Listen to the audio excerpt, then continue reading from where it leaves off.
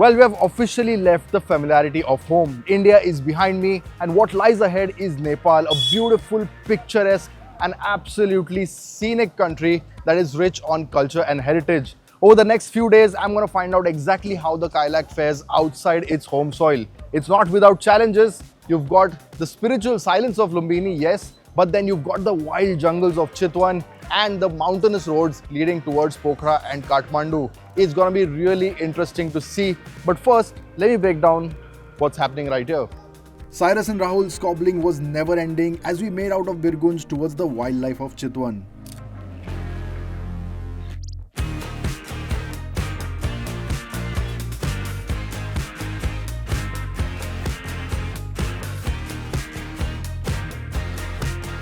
Now entering Nepal from Birgunj, the terrain changes pretty much instantly. We are in the Tarai plains, which is also known as the fertile food bowl of Nepal. Lots of healthy soil here, tropical climate. So most of what is grown in Nepal comes from here. And the roads aren't really wide expressways. As you can see, they are narrow ribbons of tarmac cutting through the farmlands. And that is where the compactness of the Kylaq really shines through. I mean, what? We're in the Kodiak.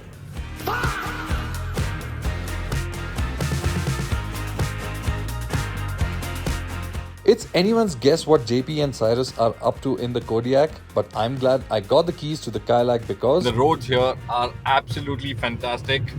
I was actually expecting the roads to be broken, but to my surprise, the roads are very smooth and windy. There are lush green forests, which is really enjoyable to drive. This is where the Kylaq really comes into its own. It is a nice and compact car, so not a problem driving through tight, narrow lanes in Birgunj as we drove this morning. And now the roads have opened up. I'm enjoying the nimble nature of the Kylaq. Really a fun car to be in.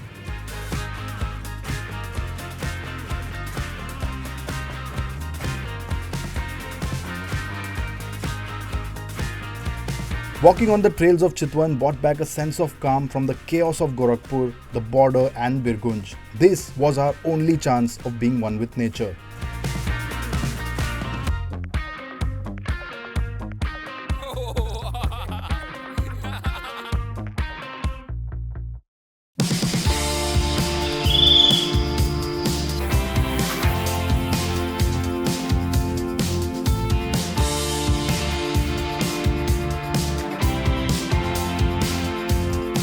The Kylaq would have been fun to explore it in, but the safari jeep lets you relax and take in the surroundings instead. So that's what we did.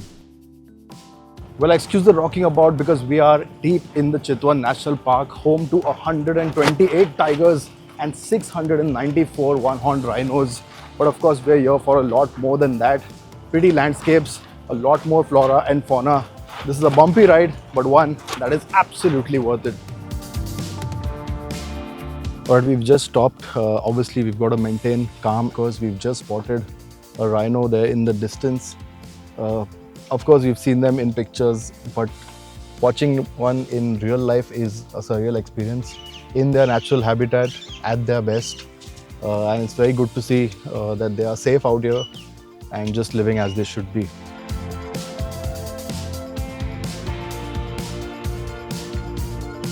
And boy, did we get a good few sightings. The rhino's magnificence is simply towering and the level of calm they project is surreal. Unfortunately, we missed spotting one of the 128 tigers, but got some excellent sighting of the stunning birds and even the gharial along the banks of the river. Paddling a beaten up wooden kayak past crocodiles and snakes adds a rush, but it's nothing compared to a rhino staring you down.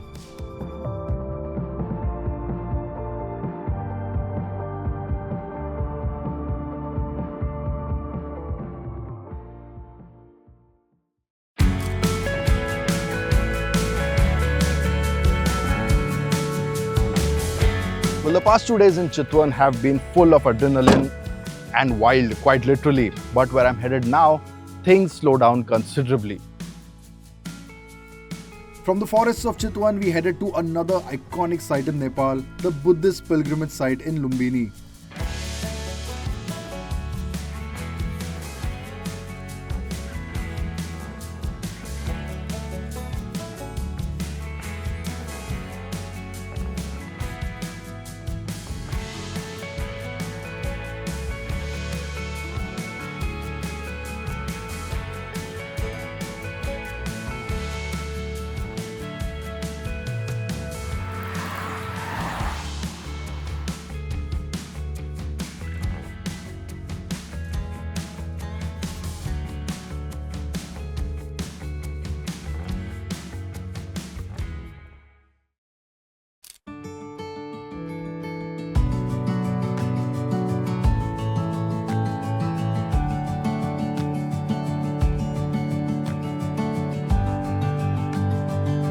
There are places on a journey that command your absolute silence. Lumbini is exactly that.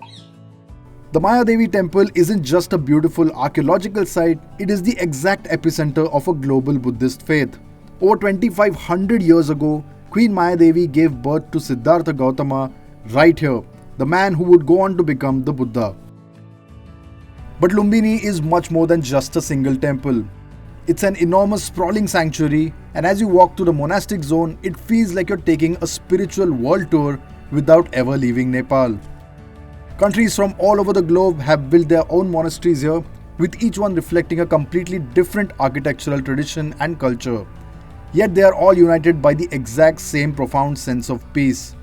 When you are on a 20,000 kilometer overland expedition, your mind is constantly racing. You're always calculating fuel, bracing for bad roads, or worrying about the next border crossing. The internal engine is always running, but walking through these gardens, that mental noise just completely fades away. We needed this detour. The car is resting, and we are finally catching our breath.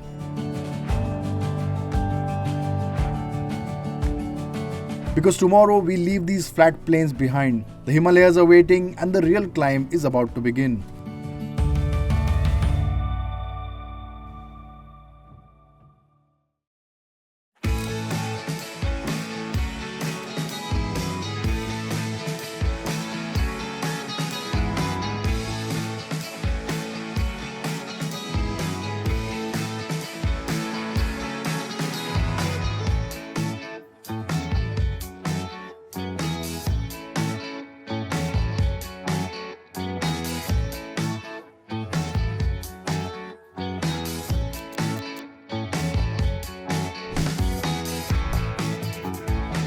The drive to Pokhara was far from smooth. There was always uncertainty of the road, and with so much traffic, losing track of each other was quite common.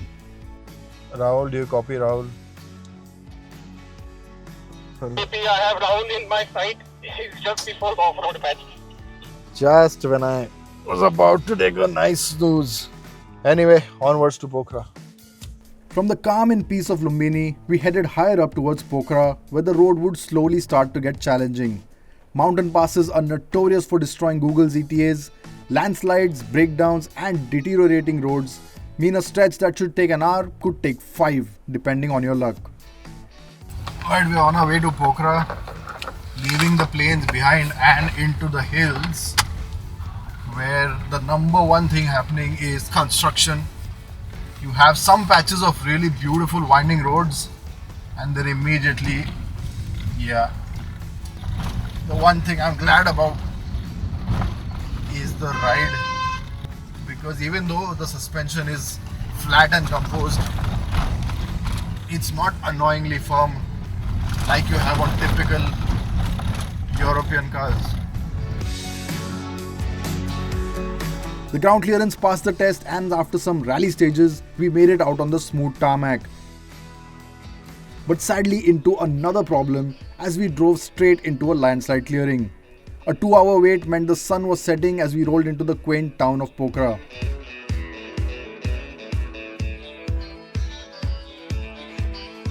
Bustling with cafes and pop culture, it felt like a mini Kathmandu, but with the stunning Pheva lake turning orange at sunset.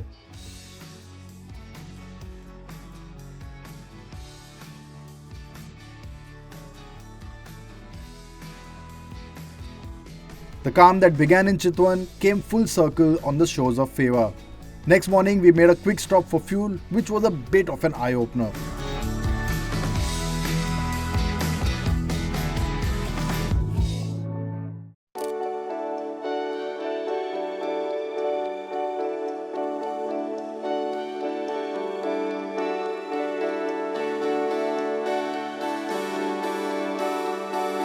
We'll just stop for fuel outside Pokhara. We are going to Kathmandu today, and the fuel rate is something I'll show you.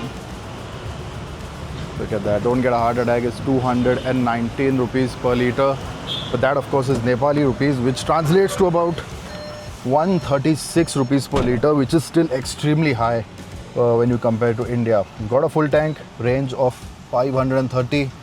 We should be good till Kathmandu.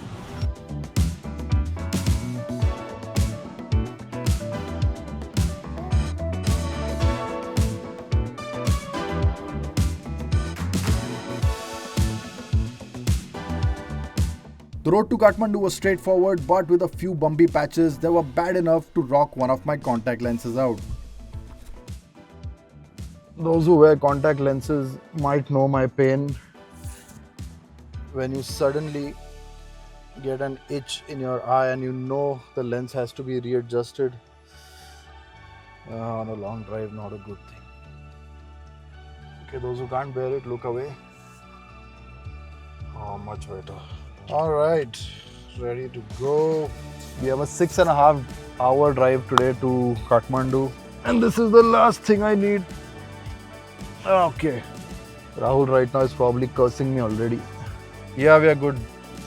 Oh my god, feels like I've got my eyesight back.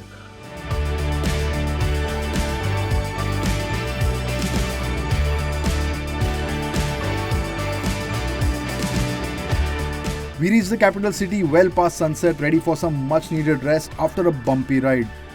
The next couple of days would be spent exploring Kathmandu in depth and of course some traditional Nepalese food.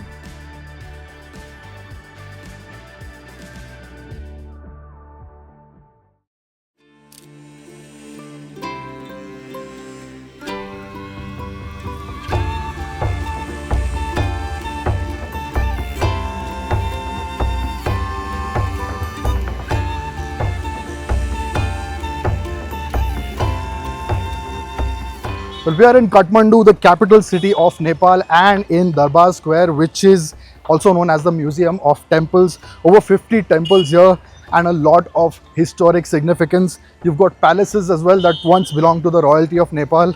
Unfortunately, a lot of the temples were damaged in the earthquake of 2015, but they have managed to restore them and bring it back to that cultural significance and of course the art. It really is a place you should check out if you're in Kathmandu. Wandering the streets around Darbar Square, you realize how important and significant temples are to the locals. They take a lot of pride in their culture and ensure the legacy lives on for generations.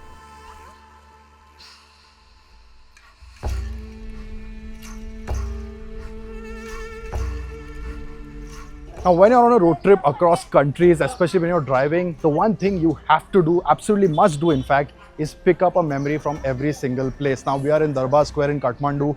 Architecture is absolutely stunning, but then you have shops lined across the temples that have equally good stuff. As you can see here, everything is exquisitely made. Uncle ji, namaste. He's selling a lot of some very good art along with his wife. That reminds me of my wife. I have to pick up something, maybe a bracelet or a pendant. Shopping done, it was time to refuel. Not the Kylaq, but me. Well, that walk through the Darbar Square definitely worked up an appetite, and when you're in Nepal, eat like the Nepalese do. Alright, now this is a dhero thali, so let's start with that. This is the dhero. It's made from buckwheat or flour. They boil the water and then add whatever you want, the flour or the buckwheat in that, and that is how you get this lovely consistency. Very, very healthy for you. Then of course you have the dal, which is pretty common, the chicken, which smells amazing. You've got the saag, nice and crispy, adds another layer. Aloo, of course, who doesn't like aloo in their thali? Some karela to add a little bit of that kick. Of course, you have papad for some crunch. You've got curd, yogurt for some coolness. You've got achar made from, I think this is chilies. Yep, got a spicy kick to it. You've got this radish chutney as well, which is again fantastic. Very fragrant, very fresh. And this is the gudruk chutney, which is a version of the saag. All combined, it makes for a fantastic meal. And then of course, a fantastic snooze as well. The flavors in Nepal are unique, but there is a faint resemblance to India in the way the spices are used and even the level of heat. We savoured it all before an afternoon siesta and met back in the lobby to explore some nightlife. We're trying to get out of our hotel and explore the nightlife of Kathmandu, but before that we've got to get cabs. Why cabs? Because the lanes are far too narrow and we don't want to risk it. We have a long way to go. But these two guys are at it trying to find a cab. I think before that they are trying to find network or Wi-Fi because we don't have that either. I don't know how this is gonna work. They seem very, very confident. But yeah, anytime now would be good, guys. Eventually we managed to get to the hustle and bustle and everyone pretty much went haywire. Bob Marley, Patil. Yo man, what are you shopping for? It started off easy with some first copy winter jackets, but things quickly escalated into absurdity. The chaotic lanes of Kathmandu are vibrant and packed with tourists. What's also amazing is the music and some old school pubs that have their walls painted with messages from around the world. We couldn't help ourselves and added a little touch of P2P, which we can come back to after a few years and reminisce on the great time we had here. Real नहीं नहीं real नहीं है real तो ये है ऐसे ही होता है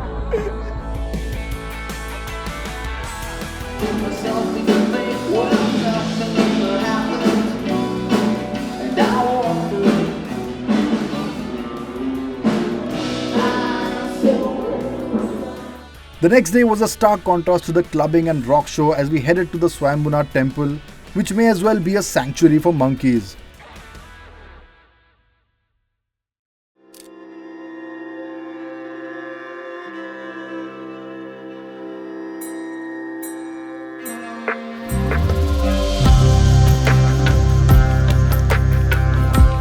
Well, we are at Kathmandu in the Swayambhunath temple. This is our final stop before we head over into Tibet. We'll cross the border for Nepal tomorrow. And of course, we wanted to seek some blessings. Now, this is also known as the monkey temple. You can see a lot of monkeys loitering around. But what it is famous for is the architecture, the geography, where it's located. It's at the top of a hill, so it's really, really nice, very breezy and really fresh. So now I'm just going to walk around, take in the blessings, take some of those positive vibes, and then we head on to Tibet, which is going to be quite a challenge.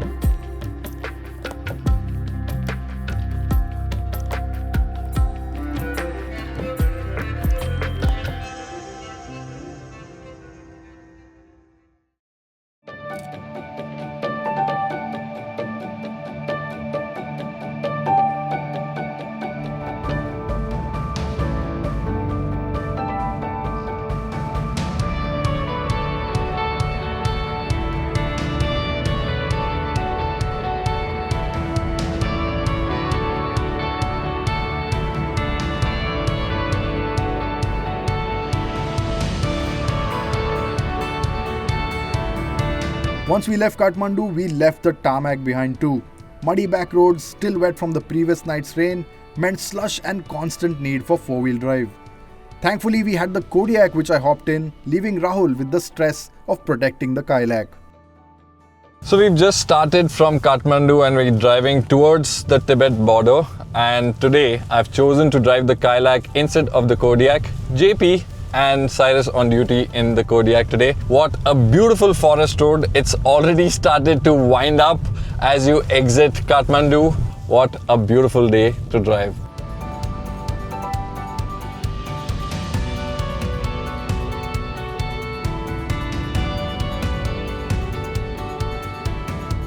I've been driving for 4 hours now.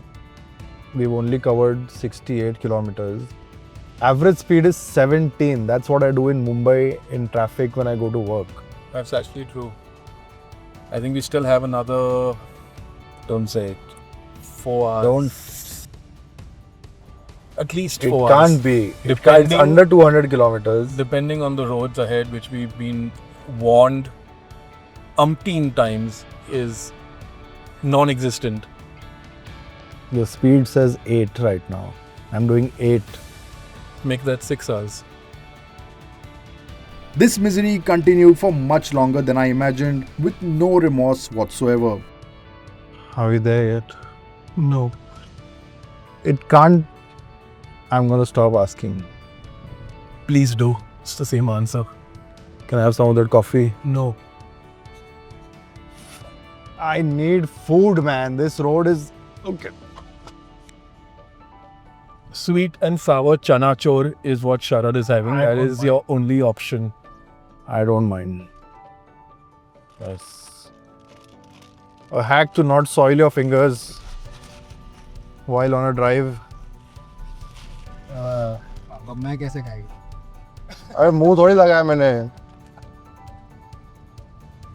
Disgusting. Traveling with some real princesses today.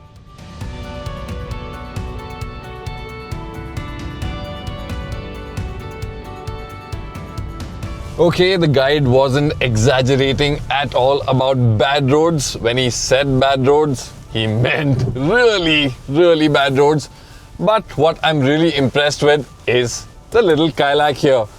It's really doing very well over the bad sections. As you can see, we've been crawling. We've been careful, of course, but I'm really impressed with the ground clearance and the insulation. It's really quiet. You can't really hear much. There's a lot happening outside.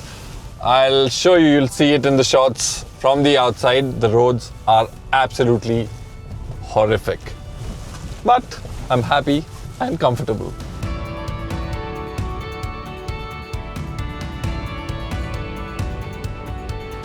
Mercifully, we reached the border town, which was humble, but after a long drive like that, food and shelter are no less than a lottery.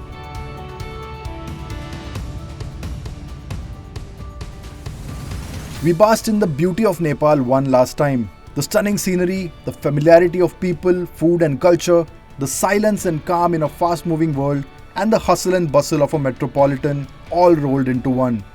We wish we had more time, but we have a long way to go. And if this is the effect only the second country had on us, we couldn't wait for what lay ahead.